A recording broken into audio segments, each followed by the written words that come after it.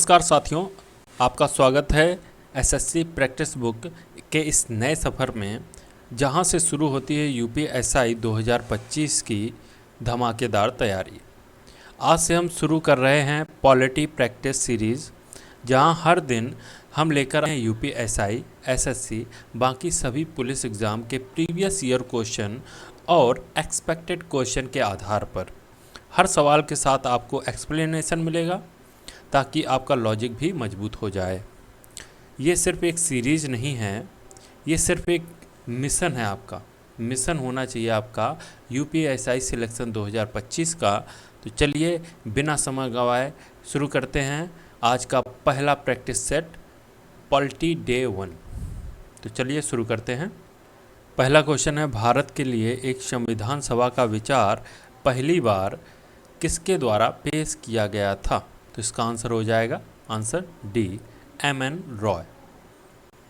M.N.. Roy ने 1934 में भारत के लिए संविधान सभा का विचार करने वाले सबसे पहले व्यक्ति थे तथा सर्वप्रथम 1895 में बाल गंगाधर तिलक ने स्वराज विधेयक के माध्यम से संविधान की मांग की थी। और अगला पॉइंट जैसे कि यहाँ से हो जाता है स्टार्ट, 1938 में नेहरू द्वारा पहली बार वयस्क मताधिकार से संविधान सभा की मांग की बात कही थी, है ना।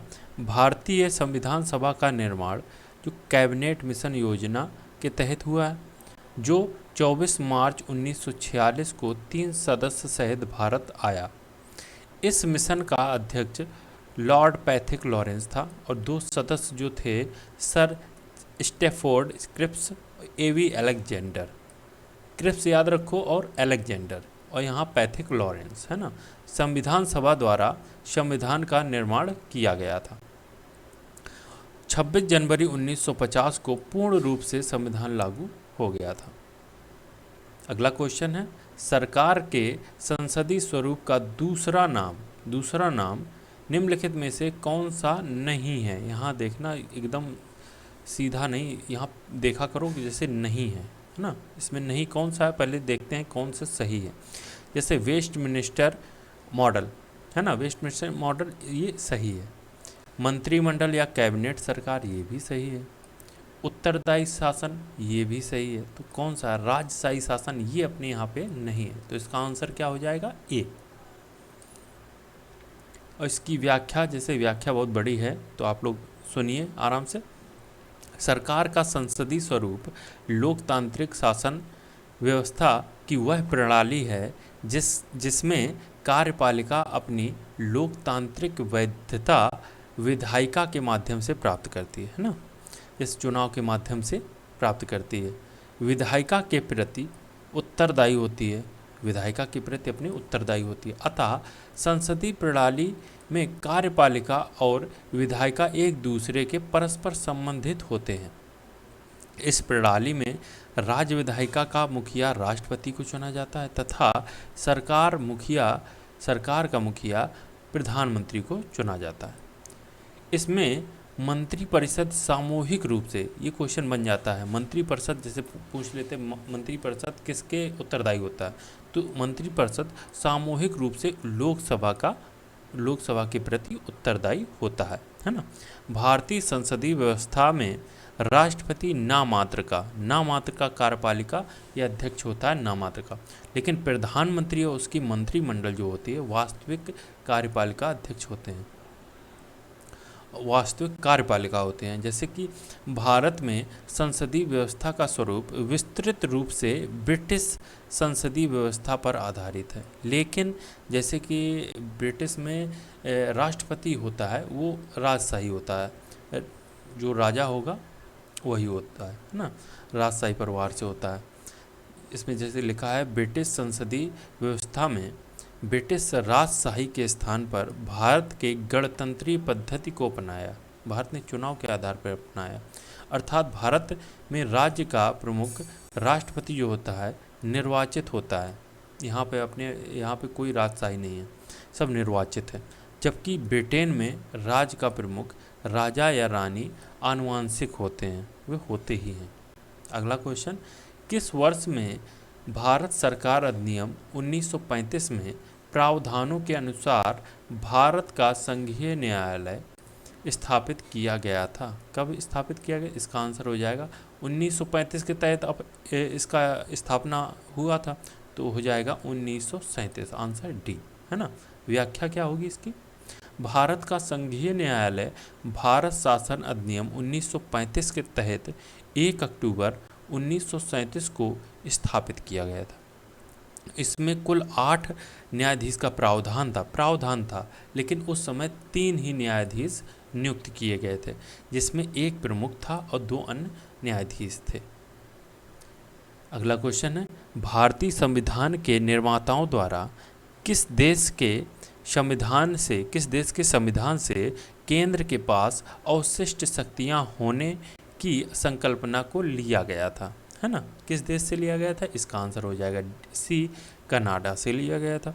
तो व्याख्या क्या हो गया? भारतीय संविधान के केंद्र के पास अवशिष्ट शक्तियों की अवधारणा कनाडा के संविधान से लिया गया था। इसके अतिरिक्त क्या लिया गया था कनाडा से? जैसे कि अर्धसंघात्मक सरकार लिया गया था, है ना, और सशक्त केंद्र की संकल्पना कनाडा से लिया गया था। जैसे कि मौलिक अधिकार और संविधान की सर्वोच्चता, ये अमेरिका से लिया गया था, और प्रस्तावना और समवर्ती सूची ये ऑस्ट्रेलिया से लिया गया था। जैसे कि सरकार का संसदीय स्वरूप है, एकल नागरिकता है और विधि का शासन, ये ब्रिटेन से लिया गया था। अगला क्वेश्चन कैसा है कि निम्नलिखित में से किस अधिनियम को मॉन्टेग्यू चेम्सफोर्ड सुधार के रूप में माना जाता है? तो इसका आंसर क्या हो जाएगा? आंसर हो जाएगा ए, भारत सरकार अधिनियम 1919। व्याख्या क्या है? वर्ष 1918 में राज्य सचिव एडविन मैनुअल मॉन्टेग्यू और वायसराय लॉर्ड चेम्सफोर्ड ने संवैधानिक सुधारों की अपनी योजना तैयार की थी, है ना, जिसे मॉन्टेग्यू चेम्सफोर्ड सुधार के रूप में जाना जाता है, जिसके तहत 1919 में भारत शासन अधिनियम को अधिनियमित किया गया। वर्ष 1921 में मॉन्टेग्यू चेम्सफोर्ड सुधारों को लागू किया गया था। हाँ, 1919 इसका अधिनियम है, लेकिन लागू हुआ था 1921 में, है। इस अधिनियम का एकमात्र उद्देश्य भारतीयों का शासन के प्रतिनिधित्व सुनिश्चित कराना था। अगला क्वेश्चन, खालिस्तान मतलब किस मामले में एक समतावादी सामाजिक, ये केस भी पूछ देते हैं बहुत बार, यूपीएसआई में बहुत पूछते हैं, ये सारे के सारे यूपीएसआई के ही हैं। नीचे आपको लिखा मिल जाएगा, जैसे यूपीएसआई 13/11/2021 शिफ्ट फर्स्ट में आया था ये ना। तो ये किस केस के मामले में एक समतावादी सामाजिक व्यवस्था की स्थापना को संविधान की मूल संरचना के रूप में माना जाता है? तो इसका आंसर क्या हो जाएगा? आंसर हो जाएगा डी, समता बनाम आंध्र प्रदेश राज्य। व्याख्या क्या हो जाएगी? समता एनजीओ कोई होगा, एनजीओ बनाम आंध्र प्रदेश राज्य के मामले में एक समतावादी सामाजिक व्यवस्था की स्थापना को संविधान की मूल संरचना के रूप में माना गया था।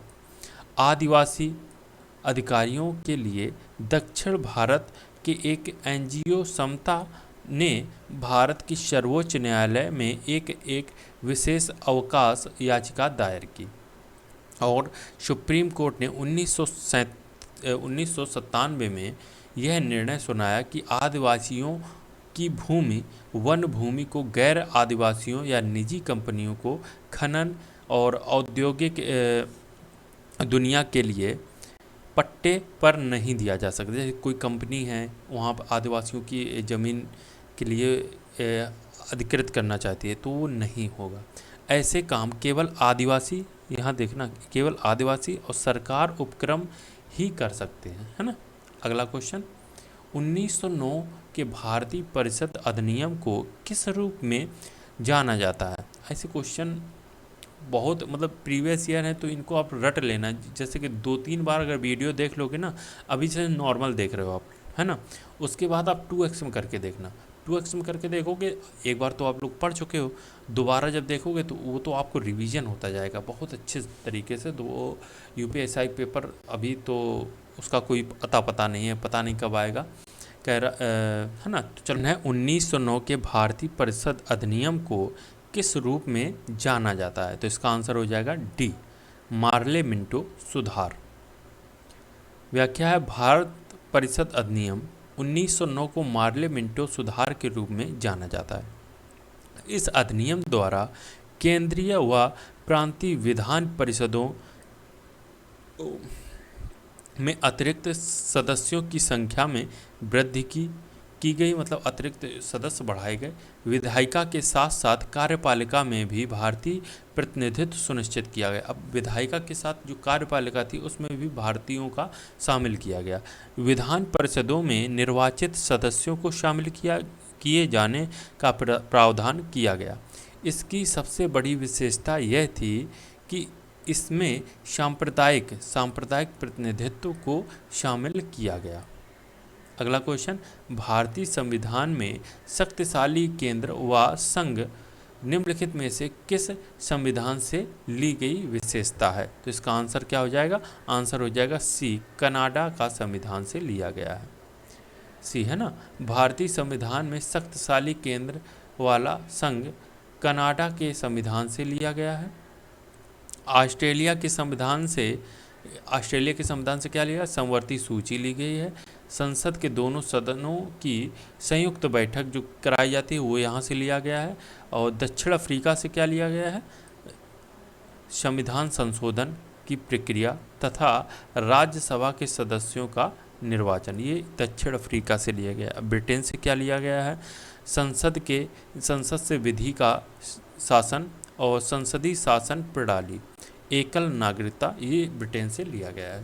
अगला क्वेश्चन, संविधान सभा के उस सदस्य का नाम बताइए जिन्होंने कहा कि हमारे संविधान की प्रस्तावना में उन बातों को अभिव्यक्त किया गया है जिनके बारे में हमने सोचा था या इतने लंबे समय से जिनका सपना देखा था। तो इसका आंसर हो जाएगा डी, सर अल्लादी कृष्ण स्वामी अय्यर। सर अल्लादी कृष्ण स्वामी अय्यर ने कहा कि हमारी संविधान की प्रस्तावना में उन बातों को अभिव्यक्त किया गया है जिनके बारे में हमने सोचा था या इतने लंबे समय से जिनका सपना देखा था। सर अल्लादी कृष्ण स्वामी अय्यर एक प्रसिद्ध न्यायविद, अधिवक्ता और शिक्षा शास्त्री थे। वे उदारवादी दृष्टिकोण के व्यक्ति थे। देश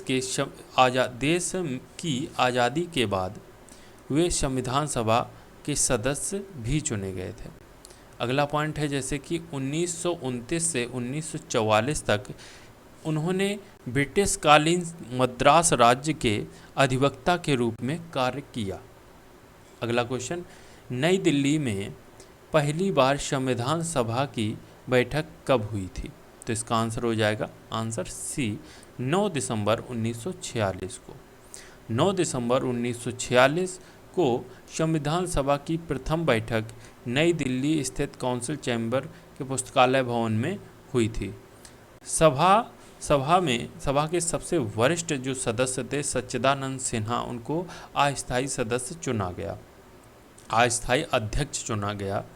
और मुस्लिम लीग ने इस बैठक का बहिष्कार किया और पाकिस्तान के लिए अलग संविधान सभा की मांग की।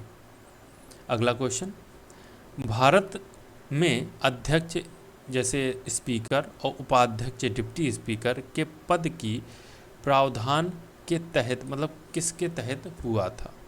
तो इसका आंसर हो जाएगा सी, भारत सरकार अधिनियम 1919। भारत के लोकसभा अध्यक्ष और उपाध्यक्ष के पद को भारत सरकार अधिनियम 1919 के तहत प्रावधान के तहत सृजित किया गया है ना। संविधान के अनुच्छेद जो आर्टिकल 93 है 93 के अंतर्गत लोकसभा का अध्यक्ष और उपाध्यक्ष का प्रावधान है। इसके तहत लोकसभा यथाशीघ्र अपने 2 सदस्यों को अध्यक्ष और उपाध्यक्ष चुनेगी। और आर्टिकल 94 या 94 में लिखा है लोकसभा अध्यक्ष और उपाध्यक्ष का पद जो है पद से हटाए जाने का प्रावधान किया गया है।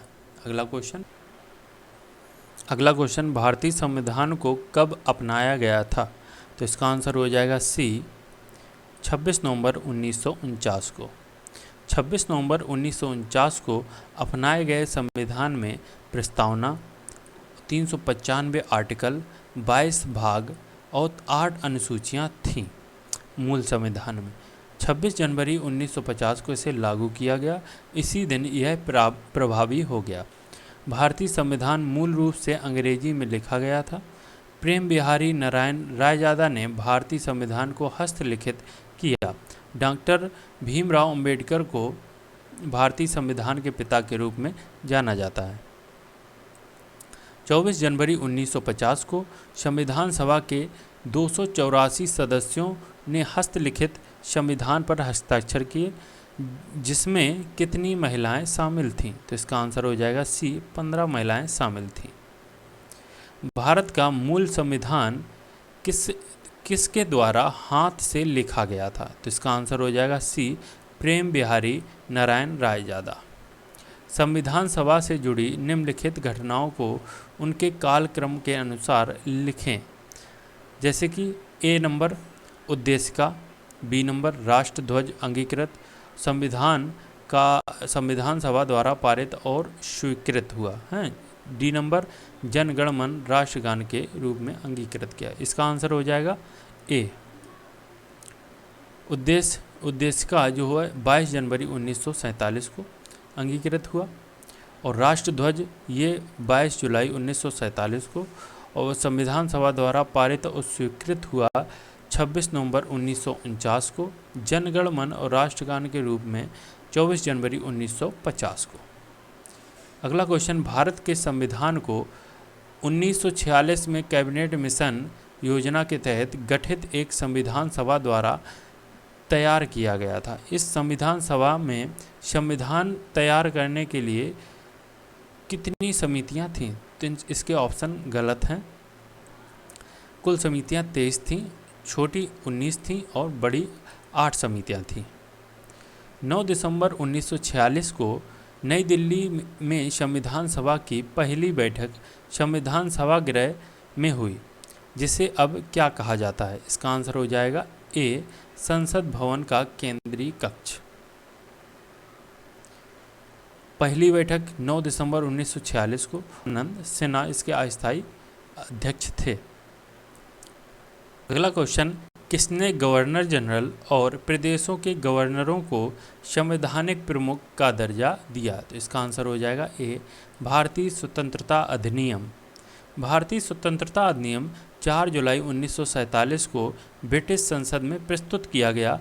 18 जुलाई 1947 को स्वीकृत हो गया।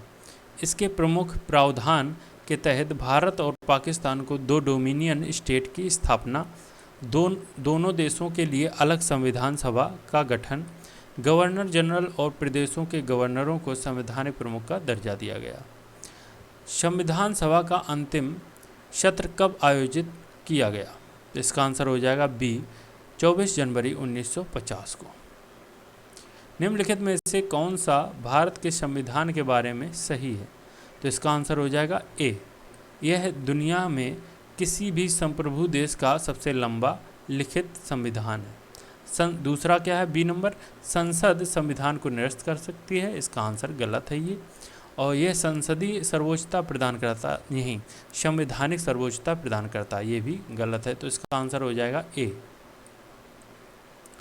खालिस्तान ने पहली बार देश में प्रत्यक्ष चुनाव की शुरुआत की। इसके द्वारा कुछ सीमित लोगों को उनकी संपत्ति, कर अथवा शिक्षा के आधार पर मताधिकार दिया। इसका आंसर क्या हो जाएगा? इसका आंसर हो जाएगा डी, भारत सरकार अधिनियम 1919।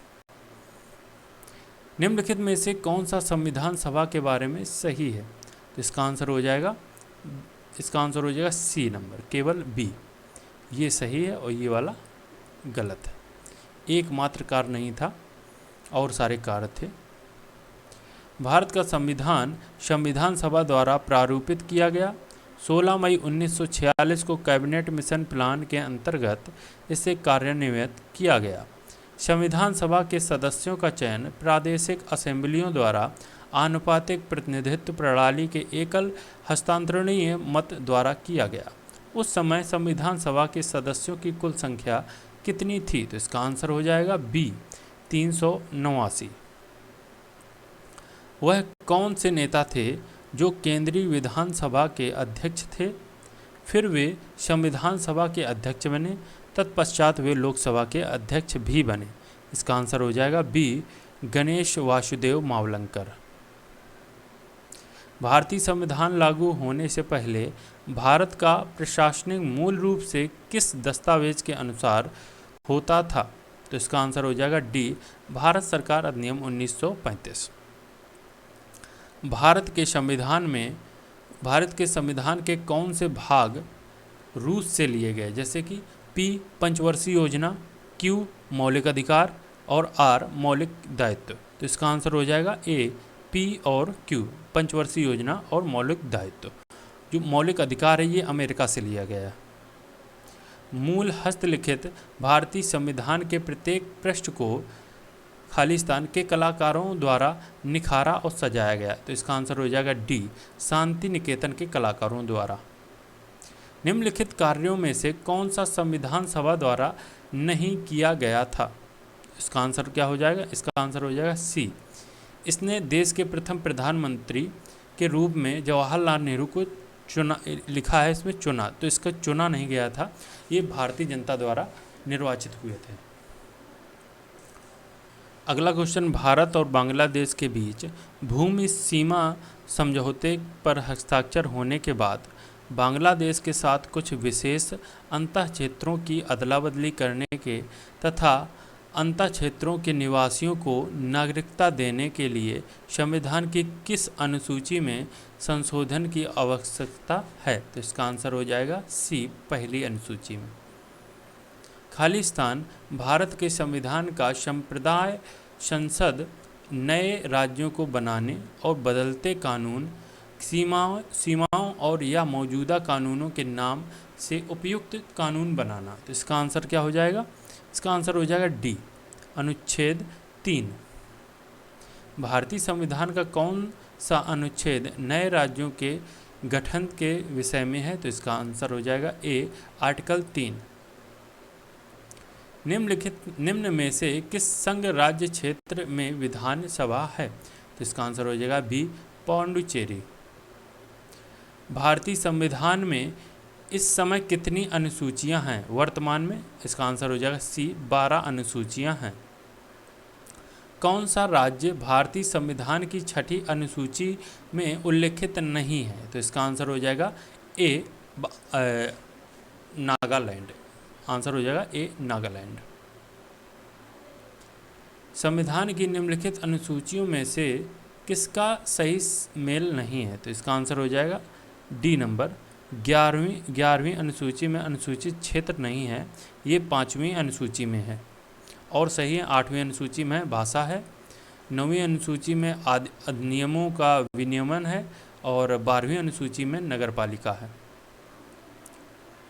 अगला क्वेश्चन, राज्यसभा में भारत के प्रत्येक राज्य के लिए सीटों के आवंटन का भारत के संविधान की किस अनुसूची में उल्लेखित किया गया है? तो इसका आंसर हो जाएगा डी नंबर 4थी अनुसूची।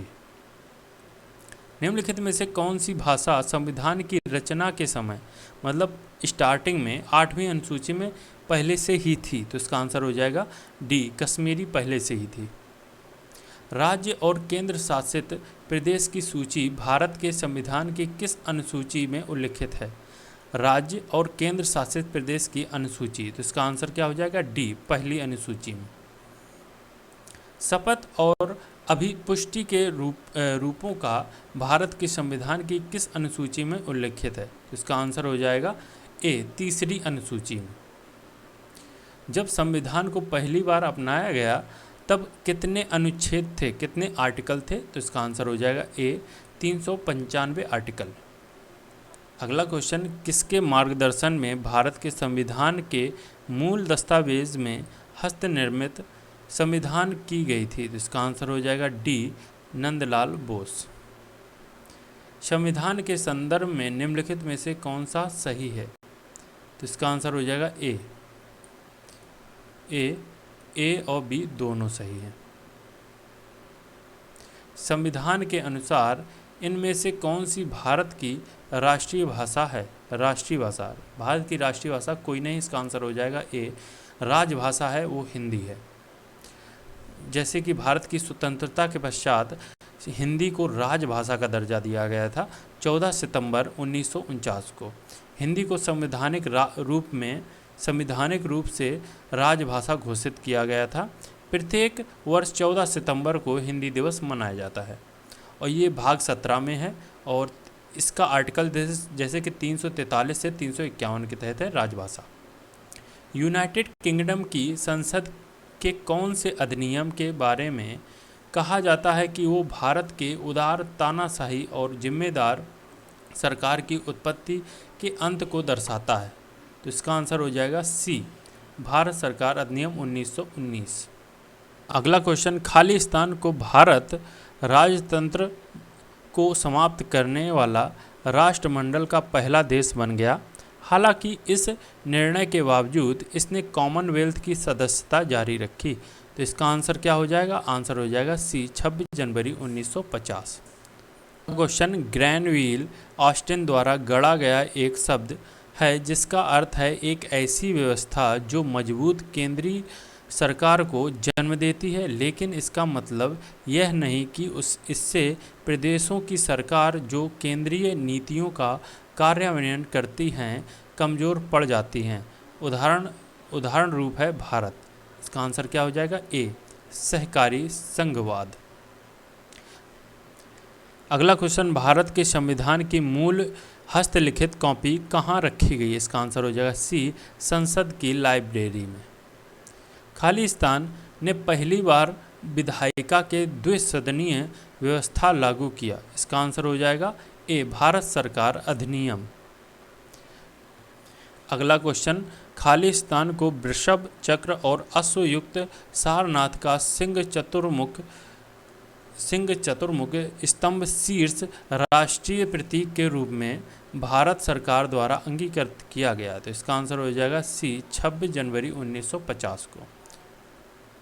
भारत के संविधान का अनुच्छेद 66 किससे संबंधित है? तो इसका आंसर हो जाएगा बी, उपराष्ट्रपति के चुनाव से। ये आज के आपके 50 क्वेश्चन हो चुके हैं। अब मिलेंगे अगले नेक्स्ट वीडियो में।